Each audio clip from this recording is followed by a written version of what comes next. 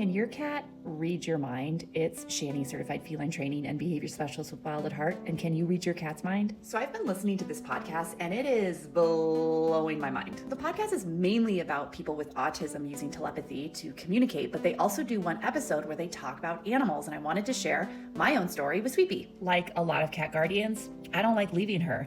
And we did go on a trip, and on about the second day, I just got a really bad feeling in my stomach and I knew something was wrong. I told my husband, I'm really worried about Sweepy. And he just said, text Mel, our cat sitter. So I did. And they didn't immediately respond. And again, really, really nervous. So I remembered that we had a smart lock and I could see if they came to the house to feed Sweepy and give her medications. And guess what? They didn't. They never came that morning to feed Sweepy and give her medications, and she is on a few medications. I immediately panicked and I texted my husband's cousin, who was living in our guest house next door, to come over and to just confirm my biggest fears. And he did. They never came to take care of my cat, who was on medication and also, I don't know, needed food that morning. And thankfully, my husband's cousin came, confirmed she had no food, she did not get her medications, and then about 30 minutes later, the cat sitter texted and lied and said, yep, was there this morning and she was great. Sweepy and I have a really strong bond, and in that moment, I knew she was sending me some sort of message. And then listening to this podcast, I was like, yep, she was telling me that something was wrong, and I got that message in real time. Further, I felt so much anxiety going on this trip. And listen, I normally have anxiety, but I was through the roof with anxiety before we left on this trip. And I really think that Sweepy was trying to tell me, listen, this cat sitter does not take care of me in the way that I need to be taken care of. And I think she was trying to tell me that. And yes, we fired that cat sitter. We told them to never come to our house. We did confront them after the fact, and thankfully my husband's cousin took over the rest of the days that we were going to be gone. In this podcast, they talked about a couple of studies that were done with animals, and one was testing to see if dogs and cats knew when their guardians were going to come home.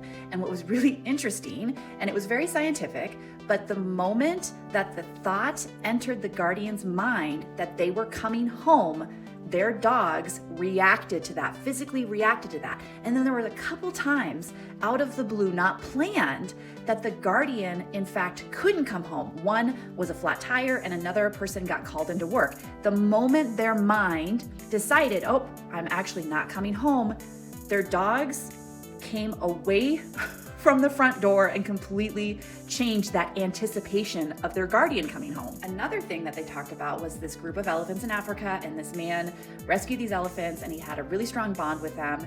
And the day that he died, these elephants traveled hundreds of miles to come to his home, and they basically stayed there, I think for weeks, basically holding vigil for this man. And then for years, on the anniversary of this man's death, these group of elephants would travel hundreds of miles to come and pay respects at this man's house. Long before I entered the cat behavior world, I was an autism specialist for over 15 years.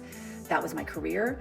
That was my main focus. That was my love, was people with autism. It was very frustrating for me because oftentimes they would measure intelligence using tests that were not adaptive for people with different abilities. It's literally giving an intelligence test to a blind person using flashcards, for example. This is just a reminder that animals and human beings that are non-speaking doesn't mean that they're dumb, doesn't mean that they're not in there, and it doesn't mean that they don't communicate. Share your stories in the comments. Have you had these experiences with humans or animals?